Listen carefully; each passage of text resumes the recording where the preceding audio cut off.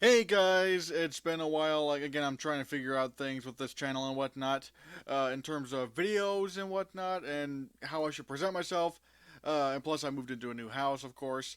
Um, but I am going to try to get back into making videos, and this video, granted, is nearly 2 months overdue. Yeah, sorry about that. But this is going to be a video of my top 10 most anticipated movies of 2020 as of January 1st, 2020. All right, like some of these are mixed around a bit right now. At least, is it in my head? This list that you're going to see here is what was my most anticipated movies of 2020 as of the very beginning of the year. I know one of these movies has already come out, but like I said, this list is just accurate for how it was in January 1st. So, with that being said, let's get on with the list.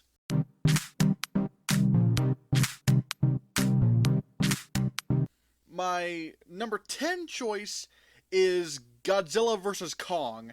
Now, at that time, I had not yet seen Godzilla King of the Monsters, uh, but, you know, looking at it from January 1st, I am, even right now, I'm still really excited for Godzilla vs. Kong. I mean, I loved the 2014 Godzilla. I loved Kong Skull Island. I'm hoping this will be, of course, I hope every movie is really good, but you know, uh, I am hoping that this all does work out, because Pacific Rim, I thought was okay. I didn't think it was as great as everyone was saying it was, at least in my opinion, because well, like it was just kind of action after action after action, like kaiju versus kaiju. All like it became very boring after a while. I hope Godzilla King of the Monsters doesn't, you know, fall into the same trap, so to speak. So yeah, that's why Godzilla King of the Monsters. I mean, Godzilla versus Kong is at number 10. I am very much excited for this movie, especially since there actually will be a winner. So yeah.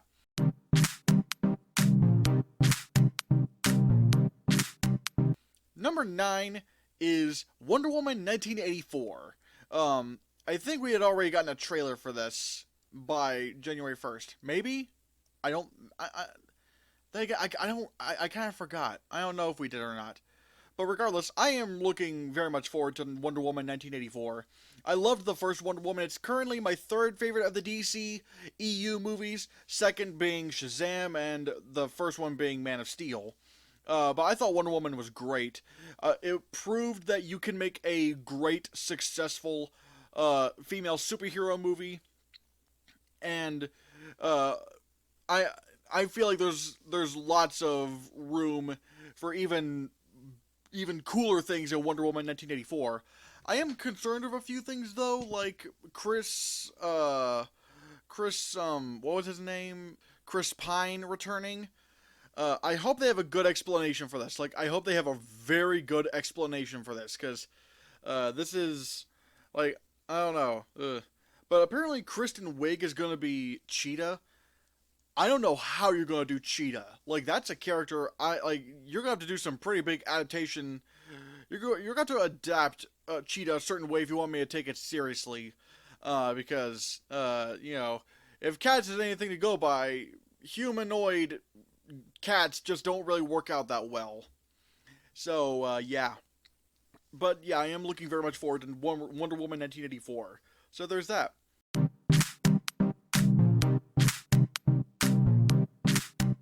Number 8. This is the movie that has already come out. So again, I'm talking about this movie in terms of how I felt at the beginning of the year. I'm excited to see Bad Boys for Life. Actually, I have still not seen Bad Boys for Life, but the reason why this is on the list is because I loved the first Bad Boys, and I'm going to say I still think Bad Boys 2 is one of the best action movies ever made. I thought Bad Boys 2 was so good. Just the opening action sequence alone and who they're fighting is just it's just amazing to watch. And of course, you have that incredible, highway chase scene. Like for me, Bad Boys 2 is the epitome of, you know, of buddy cop movies. I legit think it's an incredible film, like an incredible action comedy and whatnot. So yeah, I really cannot wait to see Bad Boys for Life. I love Will Smith. He seems to be having a pretty good resurgence now. With Aladdin and Spies in Disguise, Gemini Man. Even though it didn't really make that much money, I mean, people are still buzzing about Will Smith and whatnot. I'm just glad to see Will Smith back, and Martin Lawrence is also really funny. I really do want to see Bad Boys for Life.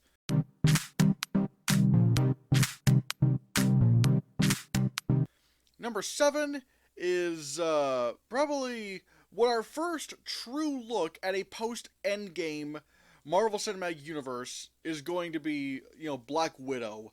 Now, granted, yeah, we had Spider-Man Far From Home, and granted, Black Widow takes place in between Civil War and Infinity War, but this is the first Marvel movie of Phase 3. I mean, Phase 4, for that matter. And I want to see what this is going to be like.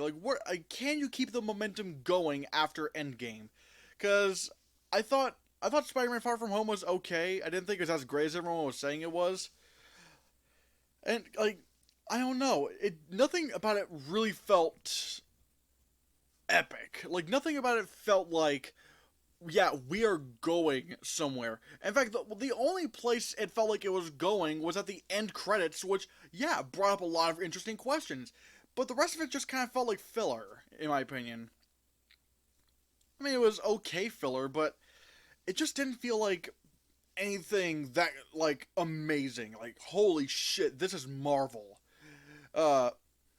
So I'm wondering if Black Widow can keep that going. This definitely does seem to be going in a much more different direction than the MCU movies thus far.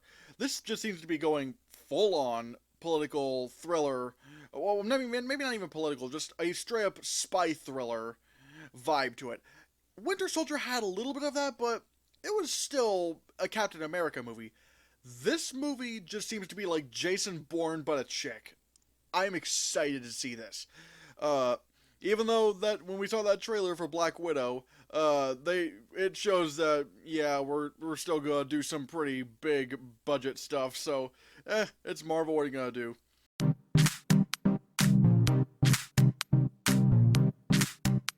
Number 6 is a movie that I didn't think I was going to be excited for until I saw the trailer, and that is In the Heights. Look, if you guys don't know me already, I'm a stickler for musicals. I love musicals. And I've never seen In the Heights, to be honest. All I know is that Lin-Manuel Miranda was involved in it. That he did this before Hamilton, and I've still not even seen Hamilton. The trailer for In the Heights alone got me anticipating this movie so much to where I would put it at number 6. The trailer for In the Heights is so good.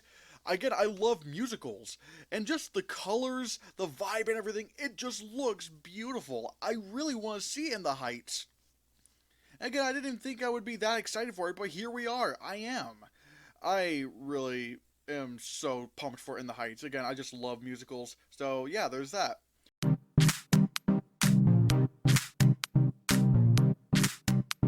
Number 5 is another musical, and it's coming out this December, and it's Steven Spielberg's remake of West Side Story. I'm excited to see this because, again, me, I love musicals, but I have seen the original film, the West Side Story film from the 60s, and damn it is one of my favorite musical movies. It's really relevant even today. The race relations and whatnot. The one thing that does concern me about this film is that it seems to be, just remaking, the film as if it were in the 60s again. I hope this can work, because the one thing I'm worried about is, can you remake a movie that was made in the 60s style, that was made in the 60s, and do it today and not have it come off as schlocky? That's the one thing I'm wondering. Can this translate well today? Because if it were me remaking West Side Story, I'd probably modernize it a bit and make it fit towards the 2020s, 2010s, 2020s, and whatnot. But it does seem like Steven Spielberg is still going for the 60s. I do hope this can still work. I mean, it's Spielberg, so I mean, but then again, he also made the BFG, so yeah. But regardless, I am really excited for West Side Story. I love the original. Steven Spielberg is a great director, so here's hoping he can pull this off.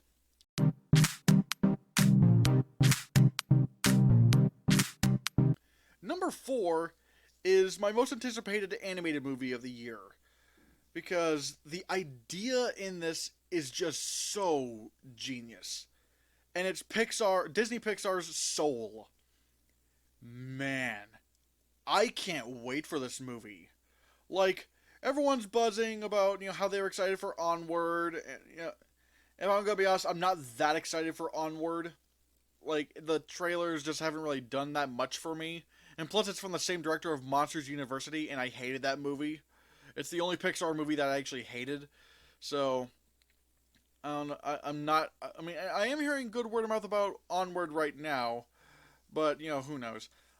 The one I can't wait for is Soul, because basically what this is about is that a dude played by Jamie Foxx, like a music teacher played by Jamie Foxx, dies, and I think he dies, and his soul is sent up to be evaluated to see what person he goes into. This is basically getting into some existential stuff. I'm like, this is getting really deep for Pixar. I mean, yeah, they tackled a little bit of like what comes after death and Coco, but I wasn't really that thrilled with Coco. It was a great idea, but I didn't think it was executed very well. Soul looks way better. Again, apparently Trent Reznor and Atticus Ross are doing the music. I really can't wait for this movie. I think this could be this has the potential to be like the best animated movie of the year. Now, who knows? Maybe something else will come along and be even better. But right now, I am so pumped for Soul.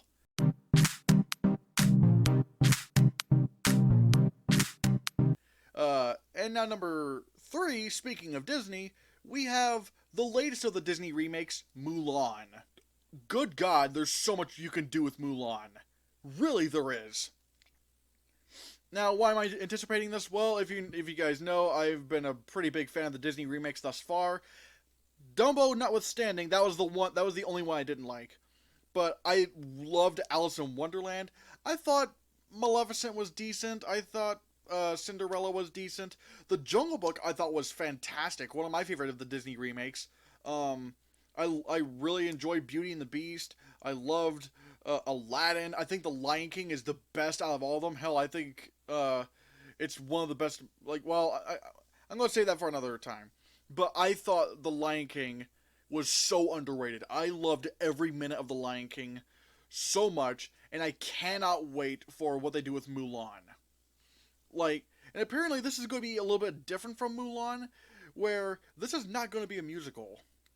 This is not going to be a musical. This is going and apparently it's just the songs will sort of be in the movie, but sort of not at the same time. Like there'll be like orchestrations in like the background or whatever, but no one's going to break out into song and dance. Well, I mean, well, actually, to be fair, I don't even really know any of the songs from Mulan. So, I mean, if that tells you anything, I mean, I guess it kind of makes sense why they're not making this a musical, because really no one really knows any of the songs from Mulan. And plus, even then, this just looks like it's going to go straight into like Chinese war movie territory. And apparently, the other change is that Mushu, the dragon, played by Eddie Murphy in the original, is going to be heavily adapted. Apparently, he's not going to have any voice, and he's sort of going to be like a little mini phoenix, like a magical phoenix, almost like a spirit or whatever. Which I feel like, at least from what the trailers look like, this looks like the much better option, because a talking Eddie Murphy dragon in a Chinese war epic that tries to take itself actually seriously would be very distracting. So I'm perfectly fine with this change. I have a prediction that this could be the biggest movie of the year. I think Mulan's going to be the highest grossing movie of 2020.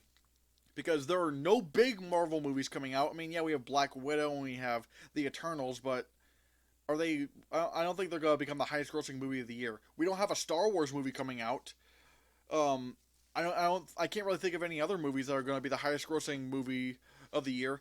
I think Mulan will be the highest grossing movie of 2020 because Not only have the Disney remakes for the most part been very successful, hell, The Lion King is like the 6th or 7th highest grossing film of all time, but you keep in mind, this is a Disney remake and they usually already make money, but this is also based around China. And China is like the second largest movie-going audience in the world. This is going to be huge in China. Like, gigantically huge. And I feel like that's going to propel it to become the highest grossing movie of 2020. That also is depending on whether or not the coronavirus is going to get resolved by then. I mean, I'm pretty sure the movie's still going to get released there. It's just going to take a while if the coronavirus doesn't, get stopped soon. But I do predict that Mulan is going to become the highest grossing movie of 2020. Especially if it gets really good reviews, which I think this one will. Considering this one's going to be a little bit different from the original, I have a feeling this one's going to get pretty good reviews. Yeah.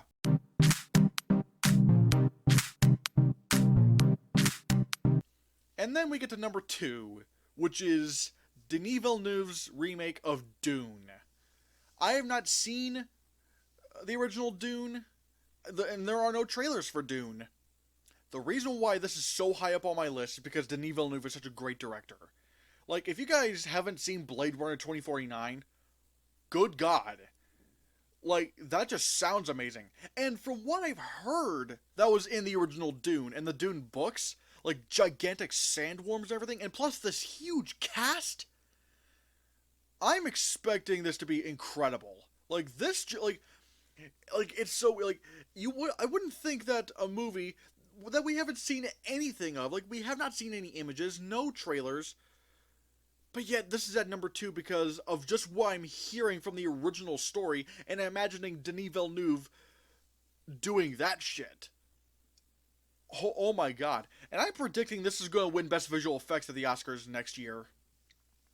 Because this is the kind of movie that probably would make that, probably would win Best Visual Effects if it, because and plus, what was it called? Blade Runner 2049 also won Best Visual Effects, and it was also directed. So if the effects are like on the level of Blade Runner 2049, but even better, I feel like this is going to win. I'm really excited for Dune.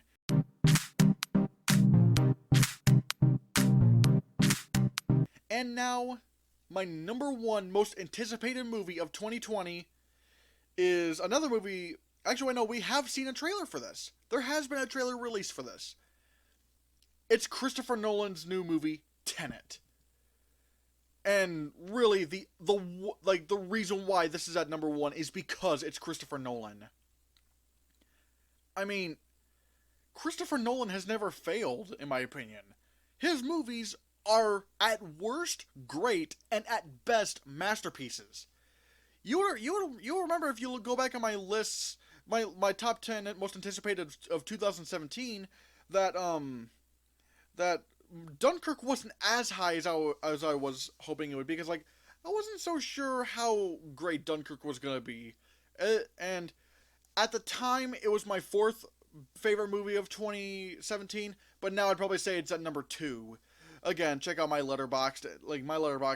I constantly keep changing my lists on there to keep you up to date. So, considering Dunkirk was that amazing, I'm so excited for Tenet. I mean, even the cast sounds amazing. Like Robert Pattinson and what was his name? John David Washington. And that's an interesting, John David Washington. I think this actually marks the first non-white man to play the lead in a Christopher Nolan movie. So hey, job well done, Nolan. I am so stoked for Tenet. I'm expecting nothing but greatness out of Christopher Nolan. He keeps making great movie after great movie after great movie, and I don't know how he keeps doing it. I am so excited for Tenet. I really could not be any more excited for Tenet. Especially since he's tackling time travel. Good God. Christopher Nolan and time travel, that practically writes itself. So yeah, guys, those are my top 10 most anticipated movies of 2020. Again, yeah, I know, it's It's like nearly 2 months too late. But I wanted to get this out there. Also, I have been kind of slow on upload, so this is the best I got right now. There will be more things coming. I will soon announce the nominees for the 2020 Nerdy Movie Awards, and also give you my top worst movies of the year and my top 10 best movies of the year. Uh, I'm not exactly sure if I'm going to be able to do a top 10 worst movies of 2019 because, to be honest, I how do I describe it? So far, at least, there aren't enough terrible movies for me to make a top 10 list, and I'm not and if my list if my top worst movies of 2019 end up being less than 10, please keep in mind that I'm only doing that because I'm not going to settle for movies that I think are bad but not, bad enough to but not terrible.